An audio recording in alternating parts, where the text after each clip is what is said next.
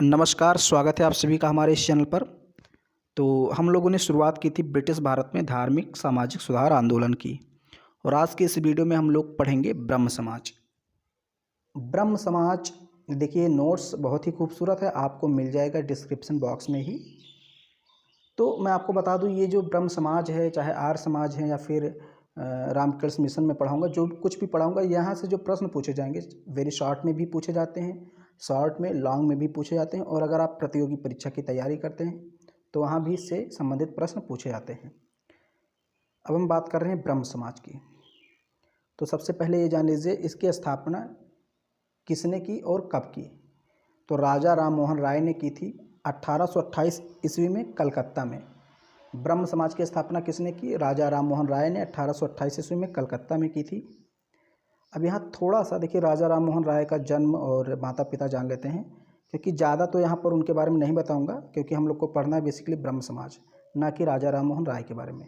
लेकिन फिर भी जान लीजिए, राजा राम मोहन राय का जन्म 22 मई 1772 ईस्वी को हुआ था। देखिए कहीं कहीं आपको 1774 मिल जाएगा, लेकिन 1774 ज़्यादा सही नहीं लगता मुझे, क्योंकि 72 ज़्यादा जगह बता रहा है। तो 22 मई 1772 ईस्वी को इनका जन्म हुआ था। हालांकि जन्म कहीं पूछा नहीं जाता है। पिता इनके थे रमाकांत और माता इनकी थी तारणी देवी।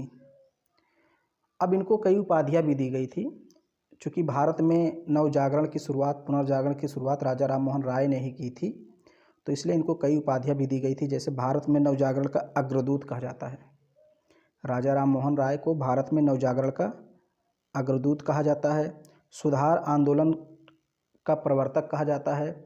नव भारत का तारा कहा जाता है। भारतीय पत्रकारिता का जनक भी कहा जाता है। तो ये सारी चीज़ें इनको कहा जाता है। एक बार फिर से मैं पढ़ा देता हूँ। भारत में नवजागरण का अग्रदूत, सुधार आंदोलनों का प्रवर्तक, नव प्रभात का तारा, भारतीय पत्रकारिता का जनक, ये सारी उपाधियाँ इनको दी गई थी। अब इनके जो ब्रह्म समाज था इनका, तो उसकी यहाँ पर कुछ विचारधारा है, या हम कह सकते हैं उसके कुछ सिद्धांत हैं कि भाई ब्रह्म समाज का सिद्धांत क्या है, उसकी क्या विचारधारा है। तो ब्रह्म समाज का सिद्धांत है एकेश्वरवाद का समर्थन, यानी कि तमाम तरह के देवी देवताओं की पूजा मत करो, सिर्फ एक देवता की पूजा करो। वो कौन है? वो ब्रह्म है। एकेश्वरवाद का समर्थन करो, ब्रह्म। और वो ईश्वर कैसा है? ब्रह्म कैसा है? निराकार है, शाश्वत है, परम सत्य है। निराकार मतलब उसका कोई आकार नहीं है, वो शाश्वत है यानी सब जगह है, और परम सत्य है। ये सारे इनके सिद्धांत हैं ब्रह्म समाज के। इन्होंने कहा पुस्तक दैवीय नहीं, अर्थात ये जो ग्रंथ लिखे गए हैं इनको किसी भगवान ने नहीं लिखा है, ये दैवीय नहीं है। इन्होंने कहा सभी धर्म की अच्छाइयों का सम्मान करो, कर्म के अनुसार फल मिलता है। स्वतंत्रता और समानता का इन्होंने समर्थन किया कि जाति पात ये सारी चीज़ें हैं, इस पर विश्वास नहीं करना चाहिए। स्वतंत्रता समानता का समर्थन करना चाहिए। ये सारे सिद्धांत इनके थे, यानी कि राजा राम मोहन राय के सिद्धांत कह लीजिए या आप कह लीजिए ब्रह्म समाज के सिद्धांत थे। अब इन्होंने कुछ सामाजिक सुधार भी किए, जैसे मूर्ति पूजा का विरोध किया। मैंने यहाँ पर आपको बताया इनके सिद्धांत में कि ये निराकार ईश्वर की उपासना करते थे, यानी कि इन्होंने मूर्ति पूजा का विरोध किया कि भाई अगर हमें पूजा करनी है तो हम दिल से करें, मन से करें, मूर्ति पूजा करने से कोई लाभ नहीं है। इन्होंने सती प्रथा का विरोध किया। सती प्रथा मतलब क्या होता था कि जब किसी व्यक्ति की मृत्यु हो जाती थी, अगर उसकी शादी हो गई है तो अगर उसकी मृत्यु होती है तो उसके साथ उसके पत्नी को भी जला दिया जाता था। ये प्रथा सती प्रथा कहलाती थी। तो इसका भी इन्होंने विरोध किया, कहा कि भाई अगर उसके पति की मृत्यु हो जाती है और उसको जला दिया जाता है तो बहुत ही घिनौना काम है, बहुत ही गलत काम है, ऐसा नहीं करना चाहिए। इन्होंने विधवा विवाह का समर्थन किया था, अभी आगे मैं बताऊंगा। यहाँ देखिए, विधवा पुनर्विवाह का समर्थन किया कि अगर किसी व्यक्ति की मृत्यु हो जाती है, उसकी पत्नी विधवा हो जाती है, तो उसका दोबारा शादी करने का उसको अधिकार देना चाहिए। फिर उन्होंने बहुपत्नी प्रथा का विरोध किया। बहुपत्नी मतलब बहुरानी नहीं, बहुपत्नी का मतलब एक से अधिक पत्नी रखना। उस समय ये रीति रिवाज था कि लोग एक से अधिक पत्नी रखते थे, तो इनका इन्होंने विरोध किया, कहा ये ठीक सही नहीं, ये बात सही नहीं है कि आप कई पत्नियों को रखें, एक पत्नी रखिए अपने पास। तो बहुपत्नी प्रथा का विरोध किया, सती प्रथा का विरोध किया, मूर्ति पूजा का विरोध किया, बाल विवाह तथा बाल हत्या का विरोध भी किया। मतलब जैसे खास करके जो राजस्थान का इलाका, वहाँ पर बाल हत्या होती थी, यानी अगर बालिका पैदा होती थी तो राजपूतों में खासकर मतलब उधर ये प्रथा प्रचलन थी कि बालिका का वध कर दिया जाता था। तो उसका भी इन्होंने विरोध किया और बाल विवाह का विरोध किया। अगर आप छोटे से हैं मान लीजिए, तो उसी उम्र में 12-13 वर्ष में आपकी शादी करा दी जाती थी लड़कियों का खासकर, तो उसका भी इन्होंने विरोध किया कि अभी लड़की का शादी थोड़ा सा जब वो उम्रदार हो जाए, 18-20 वर्ष की हो जाए तो शादी की जाए। जातिवाद का इन्होंने विरोध किया। तमाम तरह के जाति की भावना जो है लोगों में फैली रहती थी, तुम इस जात के हो, इस जात के हैं, ये सारी चीज़ें थी, तो इसका भी इन्होंने विरोध किया। वैश्यागमन का विरोध किया। वैश्यागमन आप समझ सकते हैं। कर्मकांड तथा पुरोहितवाद का विरोध किया। कर्मकांड मतलब धर्म में बहुत सारे कर्मकांड होते हैं कि भगवान को कैसे खुश करना है, कैसे क्या करना है, आप होते हैं ना, टटका वगैरह, ये सारी चीज़ें, इसका इन्होंने विरोध किया, खंडन किया। पुरोहितवाद का विरोध किया। पुरोहितवाद का मतलब क्या है, मतलब इन्होंने कहा ऐसा नहीं कि जो धार्मिक पुस्तकें हैं उनकी व्याख्या सिर्फ पंडित, पुजारी, सन्यासी यही कर सकते हैं। भाई आम जनता भी उसको पढ़ सकता है, जरूर नहीं कि वो पंडित से ही पढ़वाए, पुजारी से ही पढ़वाए। इन्होंने कहा ये जो पंडित पुजारी होते हैं इनका इन्होंने विरोध किया, यानी पुरोहितवाद वही है। और फिर विधवा पुनर्विवाह का समर्थन भी इन्होंने किया। तो ये सारी चीज़ें इम्पॉर्टेंट है। सामाजिक सुधार इनके यही थे। ब्रह्म समाज का सुधार कहिए या फिर आप कह लीजिए कि राजा राम मोहन राय के सामाजिक सुधार। तो इतना आपको लिख देना है, आपको अच्छे नंबर मिल जाएंगे। फिर यहाँ है देखिए, ब्रह्म समाज का मुख्य उद्देश्य क्या था, तो हिंदू धर्म में सुधार लाना, यानी हिंदू धर्म में जो भी बुराइयाँ थीं, मैंने आपको बुराइयाँ बताया कि जात प्रथा, सती प्रथा, बाल विवाह प्रथा, बहु विवाह प्रथा, मतलब बहुत सारी ऐसी बुराइयाँ थीं, तो उनको दूर करके हिंदू समाज को शुद्ध करना, पवित्र करना, ये इनका उद्देश्य था।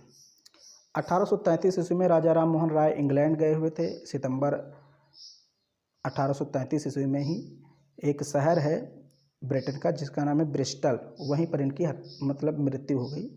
ओके, तो जो राजा राम मोहन राय थे इनकी मृत्यु 1833 में सितंबर में कहाँ हुई थी, इंग्लैंड के एक शहर ब्रिस्टल में। अब जब राजा राम मोहन राय की मृत्यु हो गई तो ब्रह्म समाज का नेतृत्व कौन करे, तो आगे हम लोग पढ़ते हैं। राजा राम मोहन राय के बाद देवेंद्र नाथ टैगोर, कहीं कहीं देवेंद्र नाथ ठाकुर लिखा होता है, तो दोनों एक ही बात है। जैसे रविन्द्रनाथ ठाकुर, रविन्द्रनाथ टैगोर होता है, वैसे देवेंद्र नाथ टैगोर, इन्होंने 1843 ईस्वी से ब्रह्म समाज को कुशल नेतृत्व प्रदान किया। 1839 ईस्वी में इन्होंने तत्वबोधिनी सभा की स्थापना की। ये जो देवेंद्र नाथ टैगोर हैं, इन्होंने 1839 ईस्वी में तत्वबोधिनी सभा की स्थापना की थी और ब्रह्म समाज का इन्होंने नेतृत्व कब किया, 1843 में शुरू किया, मतलब पद संभाल लिया एक प्रकार से ब्रह्म समाज का। ये रूढ़वादी विचारों के थे, समाज सुधारों के प्रति उदासीन थे। मतलब ये जो देवेंद्र नाथ टैगोर थे, ये थोड़ा बहुत जैसे जो नई विचारधाराएं थी, पाश्चात्य विचारधारा थी, उसके समर्थक नहीं थे। अंग्रेजी शिक्षा के बहुत ज़्यादा समर्थक नहीं थे। ये रूढ़वादी विचारों के व्यक्ति थे। ये पुरानी परंपरा को स्थापित करना चाहते थे।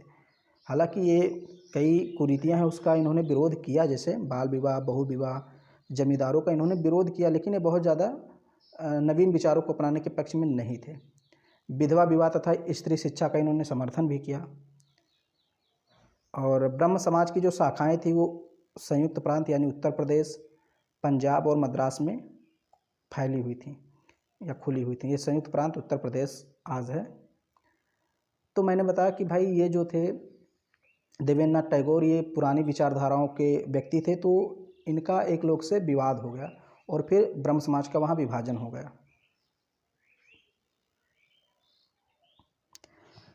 अब यहाँ देखिए, इनके एक साथी थे, देवेंद्र नाथ टैगोर के एक साथी थे केशव चंद्र सेन। केशव चंद्र सेन ये देवेंद्र नाथ टैगोर के सहयोगी थे, अत्यंत उत्साही समाज सुधारक थे। मतलब ये केशव चंद्र सेन जो थे ये अत्यंत उत्साही समाज सुधारक थे और ये एक प्रकार से नवीन विचारों को अपनाने वाले व्यक्ति थे।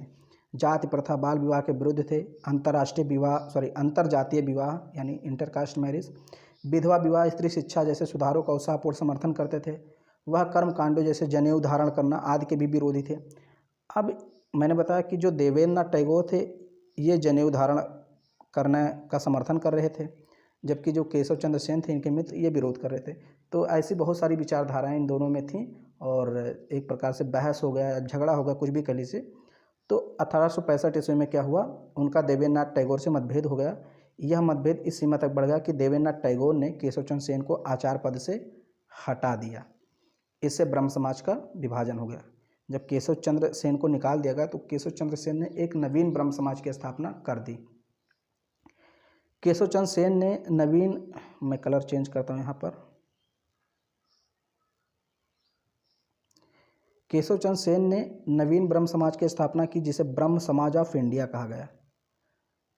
और देवेंद्रनाथ टैगोर के नेतृत्व में जो ब्रह्म समाज था उसे आदि ब्रह्म समाज कहा गया। आदि का मतलब क्या, प्राचीन, यानी जो प्राचीन विचारधाराओं वाला ब्रह्म समाज था वो देवेंद्रनाथ टैगोर के साथ हो गया, वे लोग हो गए। और जो नवीन विचारधाराओं को अपनाने वाले थे वे केशव चंद्र सेन के समर्थन में आ गए, यानी कि न्यू ब्रह्म समाज ऑफ इंडिया की स्थापना उन्होंने की थी।